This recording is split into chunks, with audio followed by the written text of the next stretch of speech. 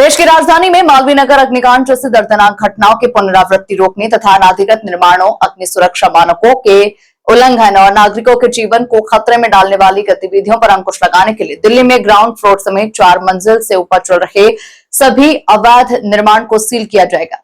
दिल्ली सरकार के मंत्री आशीष सूद ने कहा कि ऐसे निर्माण कार्य को चिन्हित करने के लिए स्पेशल सब डिविजनल और जिला स्तर की टास्क फोर्स को निगरानी और त्वरित कार्रवाई के निर्देश दे दिए गए हैं। हर दिन की प्रगति रिपोर्ट डिविजनल कमिश्नर के माध्यम से सीधे मुख्यमंत्री कार्यालय को भेजी जाएगी।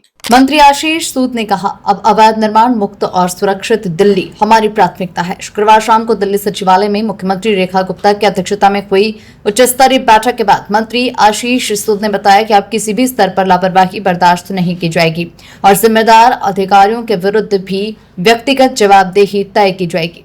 शहरी विकास मंत्री के अनुसार मुख्यमंत्री ने विशेष रूप से 17.5 मीटर से अधिक ऊंचाई वाली इमारतों पर ध्यान केंद्रित करने के निर्देश दिए।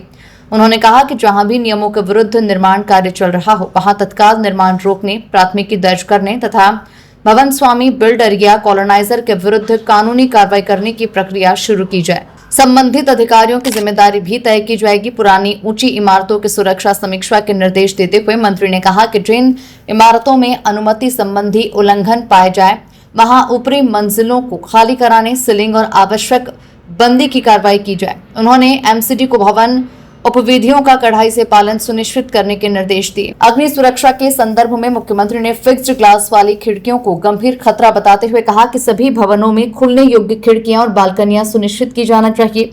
उनका कहना था कि आग लगने की स्थिति में यही व्यवस्थाएं लोगों को बाहर निकलने या बचाव दलों के द्वारा बचाए जाने का अवसर प्रदान करती है। उन्होंने इलेक्ट्रॉनिक और ऑटोमेटिक लॉकिंग सिस्टम की समीक्षा कर नई नीति बनाने की आवश्यकता भी जताई। मुख्यमंत्री ने यह भी निर्देश दिया कि जिन भवनों के पास वैध कंप्लीशन सर्टिफिकेट नहीं है, उन्हें पानी और बिजली के नए कनेक्शन अथवा अनापत्ति प्रमाण पत्र उपलब्ध नहीं कराए जाए। साथ ही वर्तमान में चल रहे सभी अवैध निर्माणों तथा उनके लिए जिम्मेदार अधिकारियों की फोटो सहित विस्तृत सूची तैयार कर तत्काल सरकार को भेजने के निर्देश दिए गए। मंत्री आशीष सूद ने कहा कि राजस्व वसूली अधिनियम 1890 के तहत सरकार को हुए नुकसान की भरपाई दोषी अधिकारियों के वेतन, पेंशन तथा संपत्तियों से की जाएगी। साथ ही बिल्डर, ऑनर और कॉलोनाइजर्स के बैंक अकाउंट्स और चल अचल संपत्ति को फ्रीज तथा अटैच किया जाएगा।